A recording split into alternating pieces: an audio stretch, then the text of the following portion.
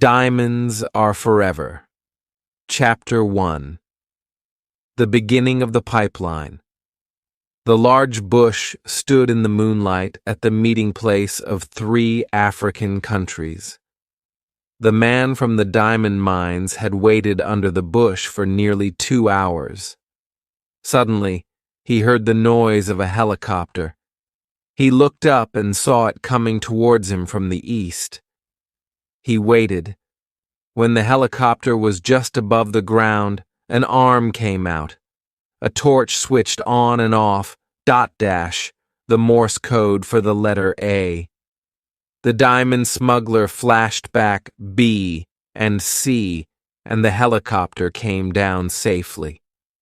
After a few moments, its engine was silent. The pilot opened the door and climbed down to the ground. The other man walked across to him. "You're late again," he said. "I had engine problems," said the pilot.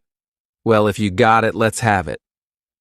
The man from the diamond mines reached into his shirt and took out a packet.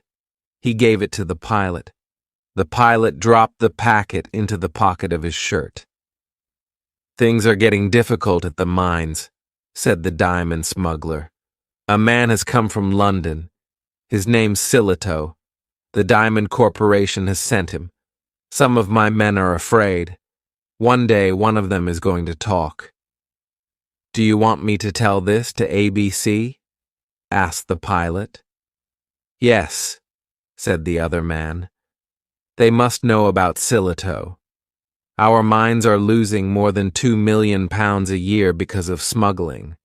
The corporation wants the government to stop it, and that means stop me." "What do you want?" asked the pilot. "More money." "Yes," answered the diamond smuggler, 20% more.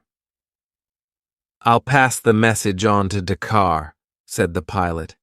"If they're interested, they'll send it on to London, but don't push them too hard. Already 3 men have died in the last 12 months in accidents. 2 were stealing diamonds from the packets. The other man tried to run away." For a moment, the 2 men looked silently at each other in the moonlight. Then the pilot climbed up into the helicopter. "I'll see you in a month," he said. The diamond smuggler watched the helicopter fly away to the east. With it went the diamonds, which would be sold for £100,000. His men had stolen them from the mines during the past month. The diamond smuggler got on his motorcycle and rode off towards Sierra Leone. He rode fast towards the hills, away from the great bush, where the pipeline for the richest diamond smuggling operation in the world began. And the end? 5,000 miles away, around the necks of rich women. Chapter 2. James Bond, Secret Agent. Commander James Bond of the British Secret Service picked up the diamond from the desk and held it in front of the desk lamp. He was a tall, handsome man with blue eyes and dark hair.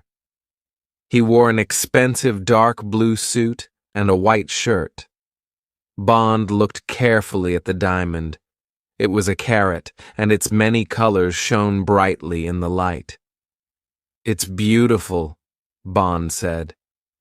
M, head of the British Secret Service, moved his hand towards a pile of paper packets on the desk in front of him.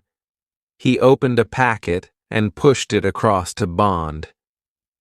"What you're looking at is the best. A fine blue-white," he said. For the next 15 minutes, M showed Bond many different kinds of diamonds. Finally, he sat back in his chair. He looked worried. "90% of all diamond sales happen here in London," he said. "It's big business, £50 million a year. But £2 million worth of diamonds are being smuggled out of Africa every year. We think they're going to America, to American gangs of criminals. Why don't the mining companies stop it? They've tried, but they can't. And the government thinks that the problem is too big for a lot of separate mining companies, said M. There's a big packet of smuggled stones in London at the moment. They're waiting to go to America.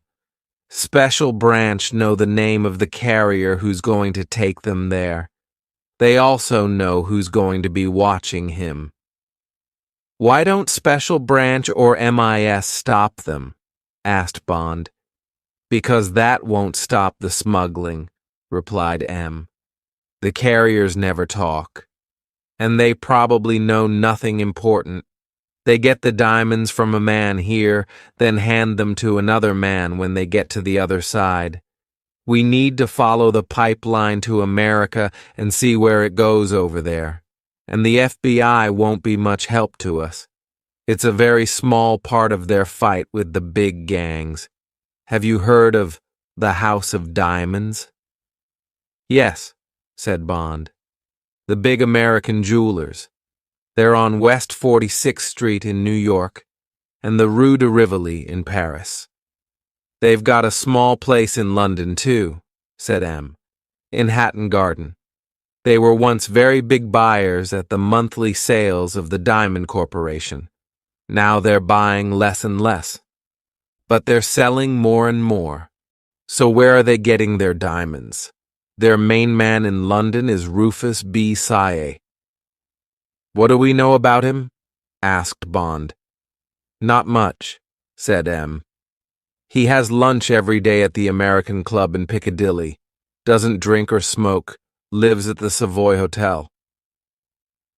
So, what do you want me to do? Asked Bond. M looked at his watch. You have a meeting with Ronnie Valance at Scotland Yard in an hour. He's going to put you into the pipeline in the place of the carrier. And then? Said Bond. And then you're going to smuggle those diamonds into America, said M. You're going to be facing the Mafia and their American gangs, James, and you'll be on your own. Chapter 3. The House of Diamonds. At 2 o'clock, Bond was looking at 2 photographs in the office of Assistant Commissioner Valance of Scotland Yard. They showed a dark-haired, handsome young man. He's Peter Franks, said Valance. You look a bit like him. Similar enough to fool someone who's only got his description. He stupidly talked about this job to a girl in a Soho club. The girl was secretly working for us. She immediately told us about it. Franks had been contacted by a friend of a friend and agreed to do a smuggling job to America for $5,000. My girl asked him if he had the diamonds. He said no, but that his next job was to contact the guard. When? Asked Bond. 5 o'clock tomorrow evening, in her room at the Trafalgar Palace Hotel. A girl called Case. She was going to tell him what to do and go to America with him. Do these smugglers usually go in pairs? Asked Bond. Yes, the person carrying the diamonds is never fully trusted, said Valance. He got up from his desk and started to walk up and down the room. The diamonds certainly come from Africa. Probably from Sierra Leone, where our friend Silito is investigating. Then the stones may get out through Liberia or French Guinea, then into France. And because this packet has arrived in London, we think that London is part of the pipeline too. Valance stopped walking and turned to Bond. We know that this packet is on its way to America, but what happens there? We don't know. How was this $5,000 to be paid to Peter Franks? Who by? We need answers to these questions. You need to get past the man who pays you. You need to go further up the pipeline towards the big men. Okay, said Bond. We're going to get Franks this evening, said Valance. Then you can make contact with Miss Case. Does she know anything about Franks? Only his description and his name, said Valance. She probably won't even know the man who contacted him. Everybody does just one job. It's safer that way if something goes wrong. What do you know about the woman? Asked Bond. Age 27. She was born in San Francisco. She's not married. She's been over here 12 times in the last 3 years. Maybe more often, using a different name. She always stays at the Trafalgar Palace. The hotel detective says that she doesn't go out much. She never stays more than 2 weeks. You'll need to have a good story about why you're doing this job. Bond thought for a moment. What about this House of Diamonds? I checked on Say, said Valance. American. Age 45. Diamond merchant.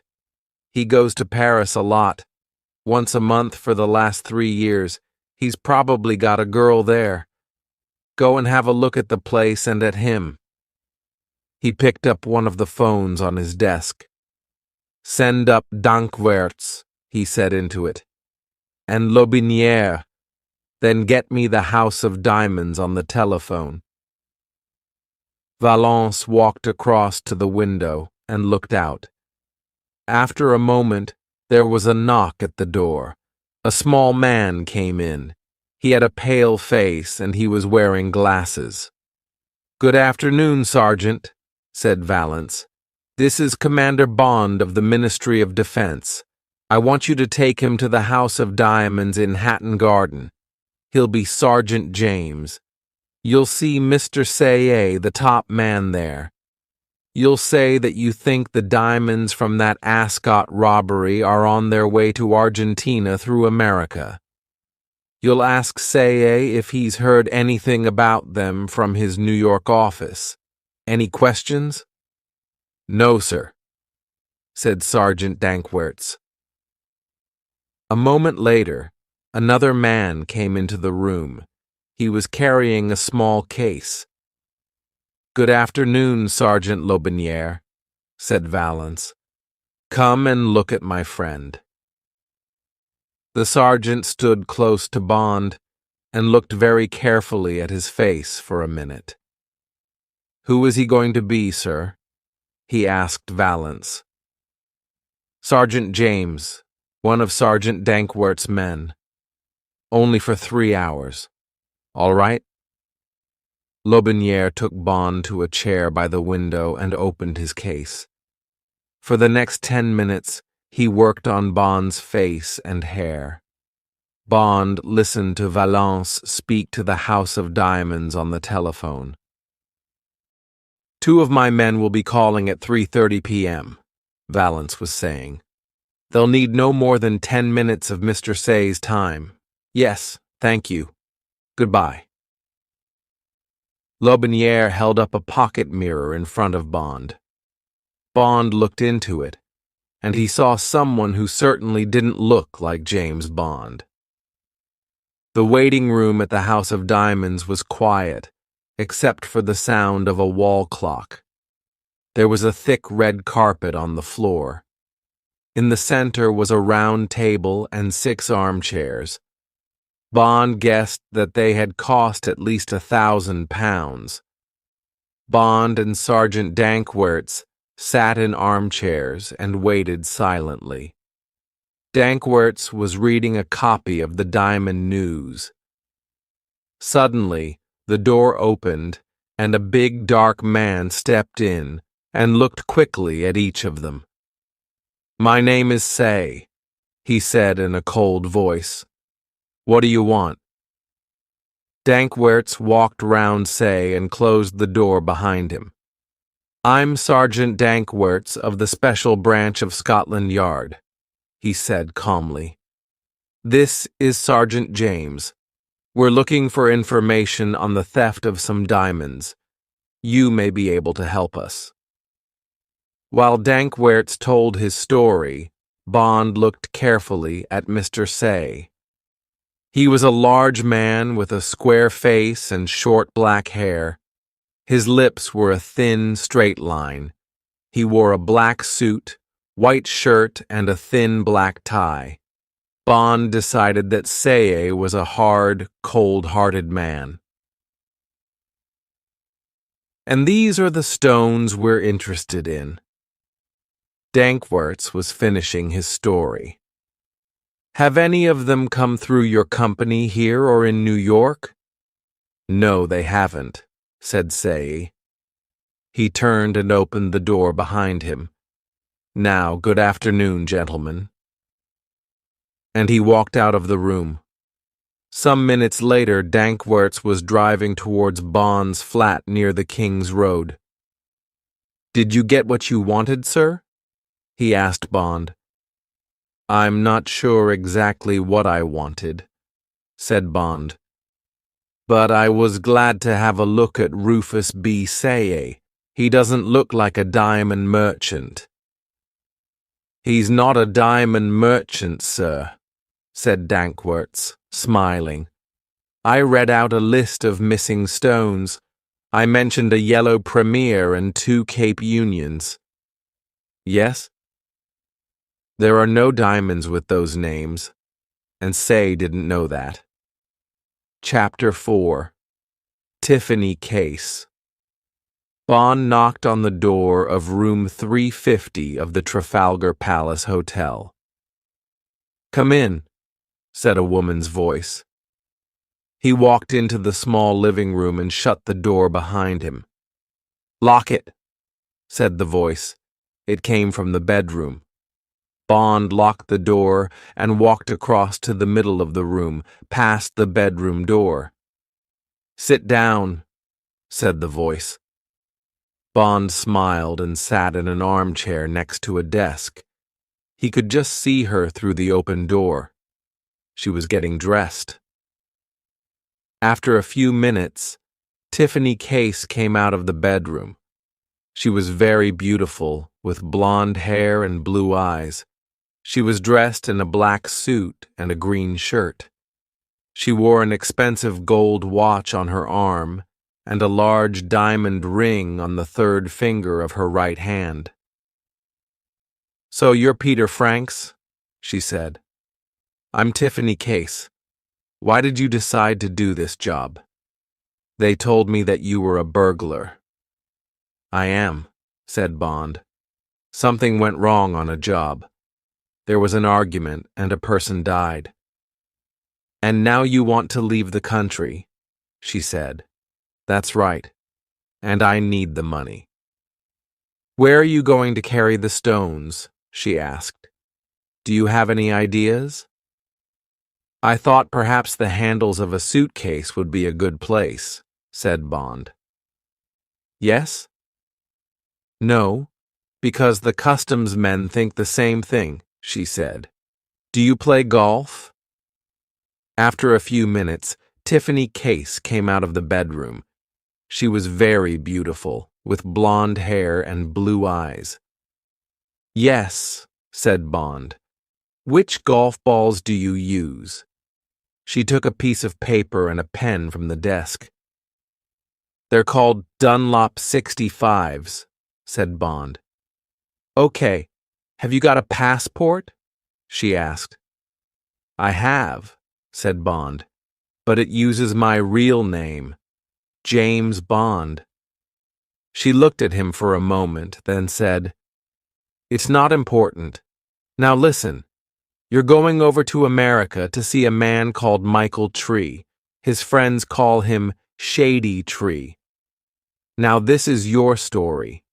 He's an American friend of yours, and you met him in Europe, okay? Okay, said Bond. You'll stay at the Astor Hotel in New York. She walked to the desk and opened a drawer. She took out a small packet and gave it to Bond. There's about 500 pounds in there, she said. Get a room here in London at the Ritz Hotel. Buy a good used suitcase and pack your golfing holiday clothes. Get your golf clubs, then buy a ticket for the Thursday evening Monarch flight to New York. A car will come for you at 6:30 on Thursday evening. The driver will give you the golf balls." "All right," said Bond. "Don't think you can trick us and take the diamonds. The driver will stay with you until your bags go on the plane, and I'll be at London Airport." "What happens in New York?" asked Bond. "Another driver will meet you and tell you what to do next. If anything goes wrong at customs, you know nothing." "Could we meet in New York?" said Bond, smiling. He liked this girl, and she could help him to get further up the pipeline. She looked at him, then looked away. "Well, I suppose we could have dinner Friday night, if the job goes okay. Meet me at 8 o'clock at the 21 Club on 52nd Street. Now I've got things to do." She walked towards the door. Bond followed her. "You'll be all right," she said. "Just stay away from me on the plane." She opened the door and Bond walked out of the room. "See you at the 21 Club," he said. She closed the door behind him and waited to hear his footsteps go away. 20 minutes later, Tiffany Case walked into Charing Cross railway station. She went to one of the telephone boxes and dialed a number. After the usual 2 rings, she heard the click of the automatic recorder taking the call. For 20 seconds, she heard nothing. Then the voice of her boss, who she did not know, said, "Speak." She spoke quickly. "Case to ABC. The carrier's real name is James Bond. He'll use that name on his passport. He plays golf and will carry golf clubs. I suggest we use golf balls. He uses Dunlop 65s. I'll call again later this evening." She put down the phone. In a rented room somewhere in London, the recorder stopped. A door opened and closed. Footsteps went softly down some stairs and out into an unknown street and away. Chapter 5. A Bad Traveler. It was 6 o'clock on Thursday evening. Bond was packing his suitcase in his bedroom at the Ritz. His tickets and passport went into a smaller case which had been prepared for him by Special Branch. There was a narrow, secret space at the back of the case. This held a silencer for his gun and 30 rounds of .25 ammunition. The telephone rang. It was the girl at the hotel desk. She said, "A man from Universal Export has a letter for you, Mr. Bond." A few minutes later, Bond opened the door to a man from headquarters. He gave a large envelope to Bond. "I have to wait and take this back after you read the note inside, sir," he said. Bond sat at the writing desk and began to read. The note was from M. Washington, reports that Rufus B. Say is Jack Spang, a possible gangster. He is twin brother to Serafimo Spang. Together they control the Spangled Mob, a group working in America. The Spang brothers bought the House of Diamonds 5 years ago. They also own the Tiara Hotel in Las Vegas. This hotel is the headquarters of Serafimo Spang. Washington also reports that Spangled Mob buy and sell drugs. This business is looked after by Michael Shady Tree, a criminal known to the police. The gang has other headquarters in Miami, Detroit, and Chicago. The Spangled Mob is one of the biggest gangs in the United States. If your job takes you into a dangerous meeting with the gang, report at once to headquarters. We will then give the job to the FBI. This is an order." Bond finished reading, then put the note into one of the Ritz envelopes. He gave it to the man from headquarters. After the man had left, Bond walked across to the window and looked out across Green Park. Give the job to the FBI? M would hate to ask the FBI to finish a job. A dangerous meeting would be something for Bond to decide about. He remembered some of his enemies from the past. He was sure that these gangsters could not be as dangerous as them. Or could they? He remembered the hard, cold eyes of Rufus B. Saye. Well, he would have a look at the brother, Serafimo. Bond looked at his watch. 6 மணி 25 நிமிடம். He put his right hand under his coat and took out the 25-cent Beretta automatic gun. He checked the gun carefully, then put it back in the holster under his coat. The telephone rang. "Your car's here, sir," the voice told him. The large black car was standing outside the Ritz Hotel. The driver put Bond's 2 cases and golf clubs in the back of the car. He told Bond to sit in the front passenger seat. As they drove through Piccadilly, he looked at his driver. The man's eyes were hidden behind black sunglasses, and he was cold and professional. After a time, the car stopped at the side of the road. The driver reached under his seat and took out a box of new golf balls. He got out of the car and opened the back door. He opened the pocket on Bond's golf bag. Carefully, he put the 6 new golf balls into the pocket with the old ones already there.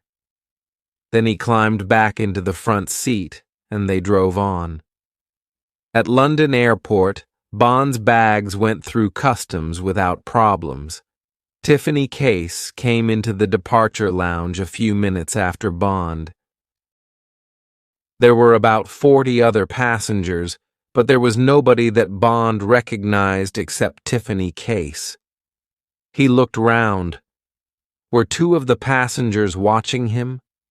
They looked like American businessmen. One of them was a young man with white hair. The other was fat and had a pale face. Bond heard them ask for double brandies at the bar. The fat man took some pills from his pocket and put one into his mouth. Then he drank some brandy. He had a small case with some writing printed on it. It said, "Mr. W. Winter. My blood group is P." A bad traveler, thought Bond. He slept through most of the flight. Chapter 6. Shady Tree. Bond and his bags went through customs easily at New York's Idlewild Airport. A porter took his suitcase and golf clubs and followed him through the airport. Bond was near the exit doors when he heard his name.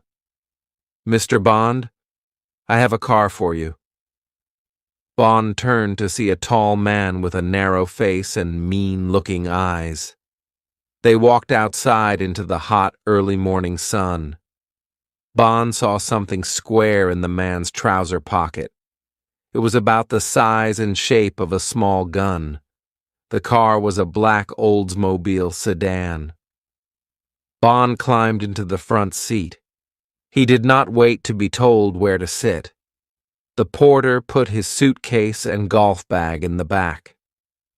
They drove through the traffic to Manhattan. The car stopped in West 46th Street, the Diamond District of New York. They were outside a smart-looking shop with the name House of Diamonds above the door. Bond took his small case and reached for the golf clubs. "I'll take those," said the driver. "You take the suitcase." Bond followed the driver to a small door at the side of the shop. Inside was a man in a porter's room.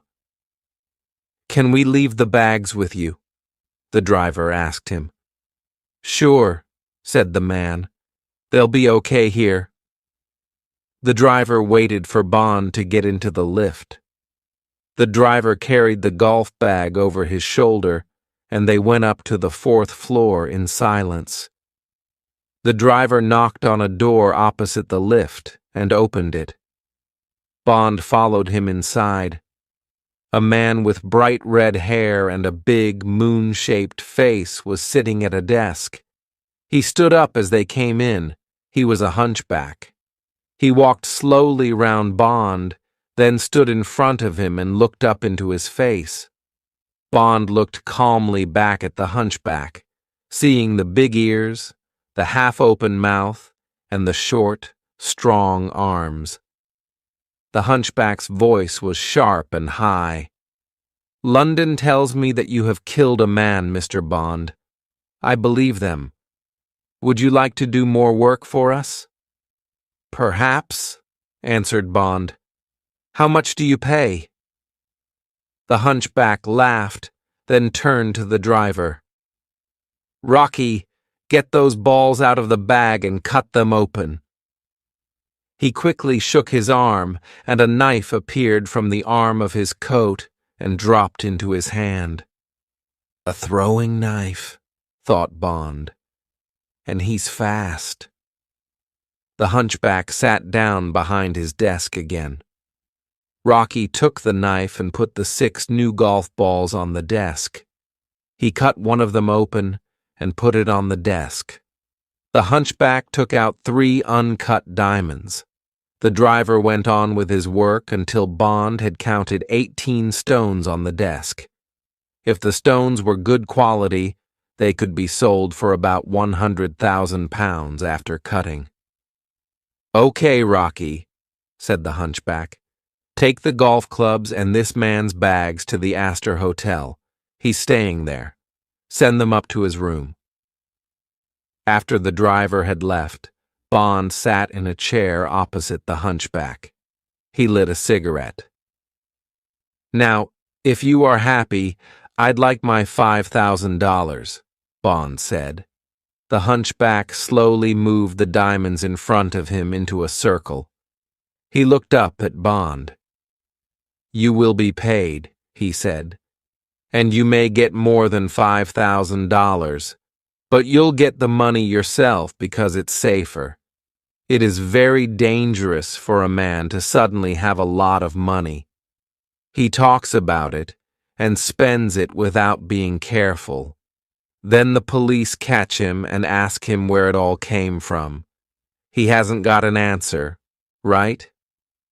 "Okay," said Bond. "How do I get the $5,000? "I'll tell you a story," said the hunchback. "Today you met your friend Mr. Tree. That's me. You knew me in England in 1945, just after the war. Okay?" "Okay," said Bond. "I owed you money for a card game that we had at the Savoy Hotel in London, right? When we met today, I paid you. So now you have $1,000. Here's the money." The hunchback took 10 $100 notes from his pocket and pushed them across the desk. Bond put them in his coat pocket. "You decide to go and see some horse racing in Saratoga," continued the hunchback. "You put a bet on a horse and win another $4,000. Now you have $5,000. Now if anybody asks, where did it come from? You have answers." "Maybe the horse will lose the race," said Bond. "It won't." The hunchback smiled. "Good," said Bond. "I'd like to stay away from England for a while. Do you need any extra help?" The hunchback looked silently at Bond. "Maybe," he said after a few moments. "Phone me after the race. This is my number. Write it down. Wisconsin 73,697. And write this down too. Fourth race on Tuesday, the Perpetuity Stakes.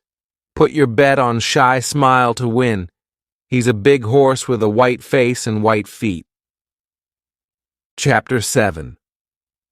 Felix Leiter. Bond went down in the lift and out into the street. He walked towards Times Square. After a few minutes, Bond became sure that someone was following him. He looked back, but there was nobody suddenly moving into a shop. Nobody quickly putting up a newspaper to hide their face. Bond turned right into the Avenue of Americas and stopped inside the entrance of the first shop he saw. Suddenly, he felt something hard holding his right arm, and a voice said, "Relax, Mr. Bond. Don't move, or you'll have bullets for lunch." He felt something hard push into his side. Had he heard this voice before? He looked down to see a metal hook holding his right arm. Moving fast, Bond tried to hit the man behind him, but the man caught his arm and stopped him. Then came a laugh, and a voice said, "Sorry, James. You're caught." Bond turned to see the smiling face of Felix Leiter. "You were in front of me," said Bond. He smiled back at the American secret agent. The last time Bond had seen him, Felix had been lying on a bed in a pool of blood in a Florida hotel. "What are you doing here?" said Bond. "Come on, you can buy me lunch and tell me." "Okay," said Leiter. He put his metal hook into the right-hand pocket of his coat and took Bond's arm with his left hand. "Let's go to Sardi's. It's across the street." They went upstairs in the famous Actors and Writers restaurant. Leiter walked slowly and with some difficulty. Bond saw that his right arm and left leg were false, and there were small marks above his right eye. Suddenly, he felt something hard holding his right arm. The waiter came, and Leiter ordered a dry martini for Bond. Bond smiled. Leiter had remembered his favorite drink. Leiter's smile was warm, but his eyes were watching Bond carefully. "Tell me, what's your business with Shady Tree?" Bond drank his martini and lit a cigarette. "You tell me something first, Felix," he said. "Are you still working for the CIA?" "No," said Leiter. "When I lost my gun hand, they could only give me desk work, so I work for Pinkerton's detective agency now. I'm a private detective. I investigate drugs and fixed horse races where they know who's going to win. And I organize men to watch the race horses in their stables at night. What about you? Are you still with the same people?" "That's right," said Bond. "On a job for them now?" "Yes." "In secret?" "Yes." Leiter looked unhappy. "If it's about the Spangled Gang, you're crazy to be working alone. This is dangerous, but maybe we can help each other. I'll tell you why I was near Shady Tree's offices." "I think I know," said Bond. "You're interested in someone with a white face and 4 white feet. He's called Shy Smile." "That's right," said Leiter. "He's racing at Saratoga on Tuesday." "I'm going to bet $1,000 on him, and he's going to win," said Bond. "It's my pay for another job. I brought a big packet of uncut diamonds in by plane this morning for Mr. Spang and his friends. Why are you interested in the horse?" "Because the horse that looks like Shy Smile is really a fast horse called Pick-a-Pepper. The real Shy Smile was a slow horse, and didn't win races. They shot him. Don't tell me, said Bond. Pick-a-Pepper's also got a white face and 4 white feet. Right, said Leiter, and they've done a good job with any other small differences. They started planning this more than a year ago. They're going to make a lot of money. It's a very big race. What are you going to do about it? Asked Bond. I don't know. I need to think about it, said Leiter. Let's drive to Saratoga together on Sunday. We can both stay at a quiet place I know, the Sagamore Motel, and meet in the evenings. Good idea, said Bond. Now let's order some lunch and I'll tell you my story. He finished the story when they were drinking coffee. And we think that the Spangs are smuggling the diamonds and that the House of Diamonds is selling them. I don't know much about Jack Spang, said Leiter. But I've heard about Tiffany Case. Her mother owned a cheap hotel in San Francisco. One day she decided not to pay money to the local gangsters. Some nights later they arrived and broke doors, furniture, and everything else in the place. Then they attacked Tiffany. It was bad. She was only 16 years old.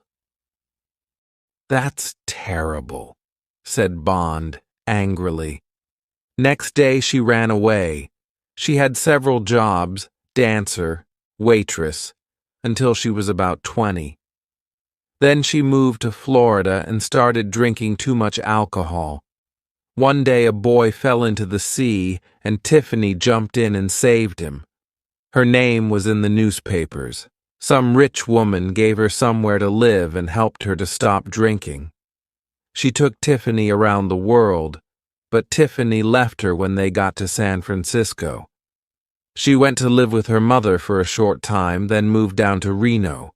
She met Serafimo there and he gave her a job at the Tiara Casino in Las Vegas.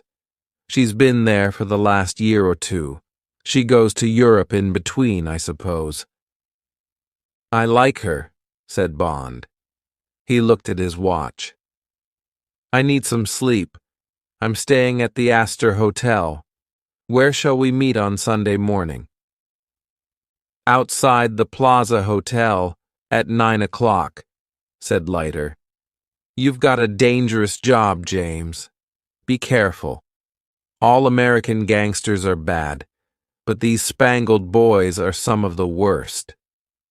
Chapter 8. A Warning from Tiffany. The waiter at the 21 Club brought the martinis with pieces of lemon peel, as Bond had ordered. Tiffany put a cigarette in her mouth, and Bond lit it for her. For a moment, their eyes met, and Bond could read a message. I like you, her eyes seemed to say. But be kind. I don't want to be hurt anymore. Another waiter came to their table with caviar and champagne. I'm going to Las Vegas tomorrow, said Tiffany. I'm taking the train to Chicago, then to Los Angeles. What about you? I'm going up to Saratoga, said Bond, to bet on a horse and make some money. I suppose it's a fixed race, said Tiffany. There was no smile in her eyes now. You seem to be popular with Shady. He wants you to work with the mob. Bond hated lying to this girl, but it was necessary. Good, he said. But who is the mob? He lit a cigarette and felt her watching him closely. After a moment, she said, It's called the Spangled Mob. 2 brothers called Spang. I work for one of them in Las Vegas. Nobody seems to know where the other one is. Some say that he's in Europe. And then there's somebody called ABC. When I'm working with diamonds, all the orders come from him. The brother I work for is Serafimo Spang. He's more interested in gambling and racehorses. Then there's Shady, He looks after the drug business and other things. There are other men, gangsters. They're tough. You'll meet them." Then she added unkindly, "I'm sure you'll like them." "It's just another job," said Bond angrily. "I've got to earn some money." "There are lots of other ways," she said. "Just think very carefully before you work for our little gang." "This diamond game looks easy," said Bond. "Why don't we just go on doing it together? 2 or 3 jobs a year will give us good money." "These people aren't fools," said Tiffany. She was angry with him. "I've never had the same carrier twice, and I'm not the only guard. Also, I think that they had someone watching us on the plane. They check and double-check everything they do. I've never even seen ABC. I just phone a number in London to get my orders. You have no idea, do you?" Some time later, they went out into the hot night and got a taxi. "I'm staying at the Astor, too," said Tiffany. Bond said nothing. He looked out of the taxi window. He wanted to say to her, "Come with me. I like you. Don't be frightened." But Bond couldn't. He had a job to do. At the Astor Hotel, they took the lift to the 5th floor. Bond followed her to the door of her room. She turned angrily and started to say, "Listen, you Bond person." But she stopped and looked into his eyes. He saw that she was crying. Suddenly she put her arms round him and her face next to his. "Look after yourself, James," she said. "I don't want to lose you." She kissed him long and hard on the lips. Then she turned quickly and went into her room and shut the door behind her. Chapter 9. A Fast Horse. On Saturday, Bond stayed in his hotel room for most of the day and wrote a report to send to London. The diamond pipeline began somewhere near Jack Spang, also known as Rufus B. Say. It ended with Serafimo Spang. The stones came to Shady Tree. Then they went into the House of Diamonds for cutting and selling. Someone known as ABC seemed to be the big boss. He was probably in London. Bond would try to get further up the pipeline using Tiffany Case. He wrote the report in code. At 9 o'clock on Sunday morning, a black Studebaker car stopped outside the Plaza Hotel. Bond was waiting there with his suitcase. He threw it onto the back seat and climbed in next to Leiter. "It's about 200 miles, said Leiter as they drove out of the city. There was a straight, empty road in front of them. Leiter pushed his right foot down to the floor. Suddenly Bond was thrown back into his seat. He looked at the speedometer, 80, 90, 95 miles an hour. "Not bad for a Studebaker," said Bond. Leiter looked at Bond and smiled. "This isn't a normal Studebaker." At 12:30, they found a place to stop for lunch. Leiter told Bond about Saratoga. "It's a spa town," he said. "For 11 months of the year it's very quiet. People sometimes come to go in the waters or to have mud baths, but that's all. Then for 1 month, August, it goes crazy. It's probably the best race meeting in America, and the place is full of rich people. A lot of the racehorse owners are gangsters like the Spangs. Sometimes they fix a race. The Spangs hope to get $50,000 from the Shy Smile race." They finished their lunch and drove on. Bond slept for a short time. When he opened his eyes, they were entering Saratoga. There seemed to be horses everywhere. Crossing the streets walking along the sides of the roads, coming out of lorries. Horse trainers and jockeys talked on street corners. Later left Bond at the Sagamore Motel, just outside town. They agreed to meet only at night or, by accident, at the races. "We'll visit the racetrack early tomorrow if Shy Smile is there," Leiter told Bond. "I'll know about this and a lot more after an evening at the Tether. It's an all-night restaurant and bar. Most of the criminals of the racing world go there." At the motel, Bond paid $30 for 3 days and got a key to room. He had a shower, dressed, then walked down the road. There was a restaurant on the corner, and he ate a chicken dinner. Afterwards, he bought a Saratogan newspaper. He saw that T. Bell would be riding Shy Smile in the Perpetuities race. Soon after 10 o'clock, Felix Leiter knocked softly on the door of Bond's room and came in. Bond was lying on the bed. Leiter sat down in an armchair and took out a cigarette. "We get up at 5 o'clock tomorrow morning," said Leiter. "They'll be timing Shy Smile at 5:30 a.m. I want to see who's there. The owner of the horse is Pissarro. He's one of the directors of the Tiara Casino in Las Vegas. The jockey is Tingling Bell. He's a good rider, but he's not always honest when he's paid well. I want to speak to Tingling. The trainer is another gangster, Rosie Budd." "What are you going to do?" asked Bond. "I've got a few ideas," said Leiter. "I'll wake you at 5 o'clock. Bond woke early, and the two men drove to the racetrack. They walked through the trees to the white fence round the track. The early morning air was wonderfully cool, and the sun was beginning to come out. 3 men came through the trees. One of them was leading a large horse. The animal had a white face and white feet. "Don't look too interested in them," warned Leiter. "Turn round and watch the line of other horses coming up the track. I'll watch our friends."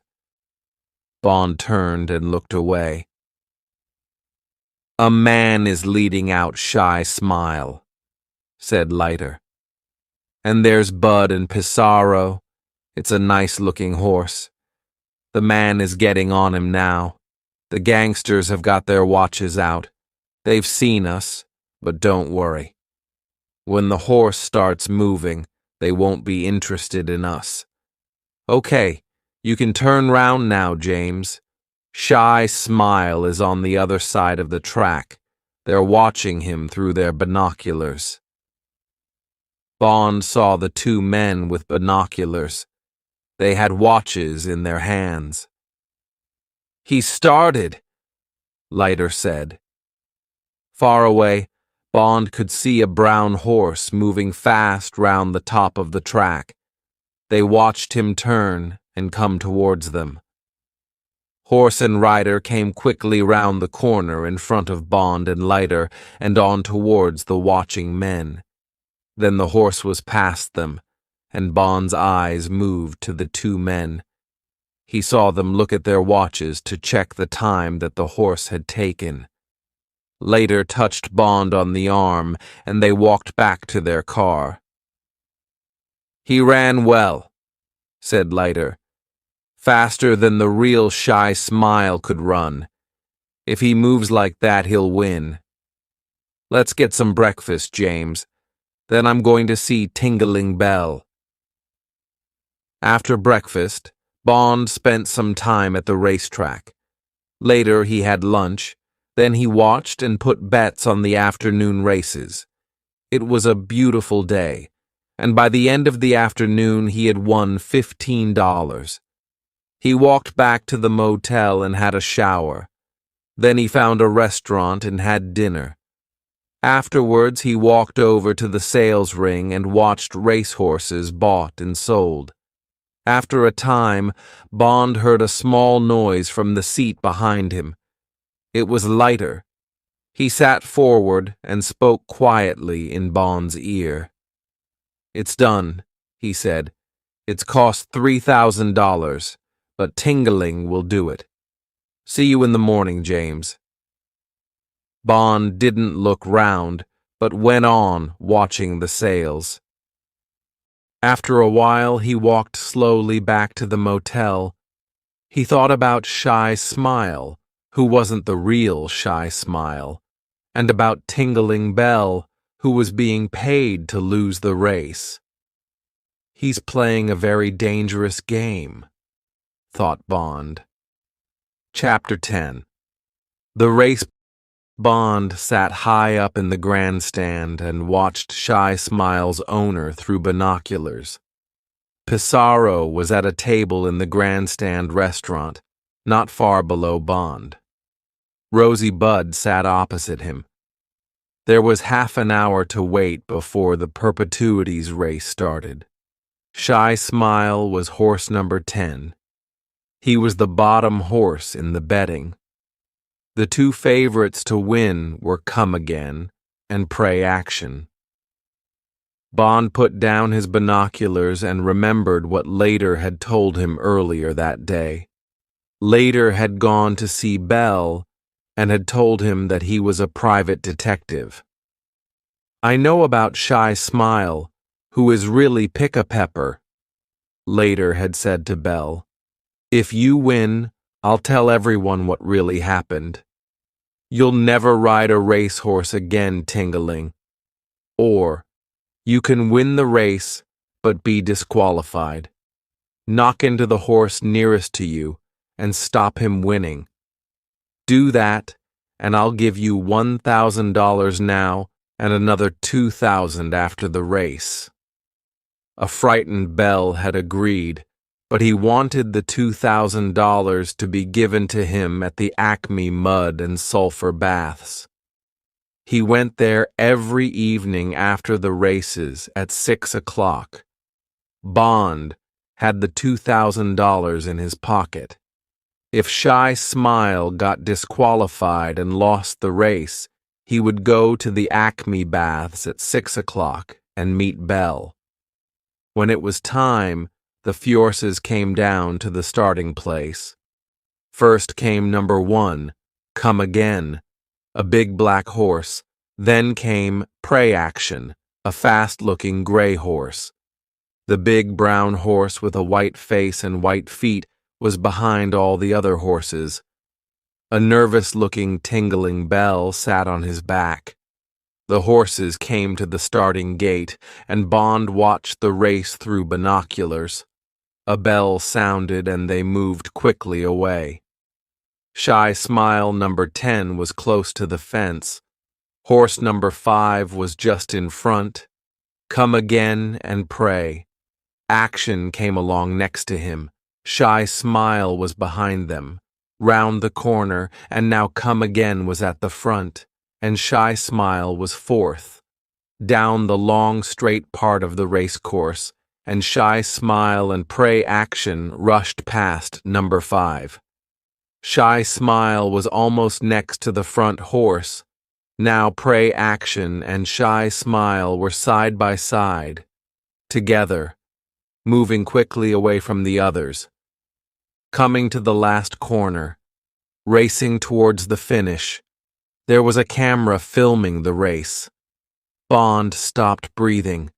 Now, he thought. Do it now. Pray Action was nearest the white fence. Tingling Bell moved Shy Smile nearer to him.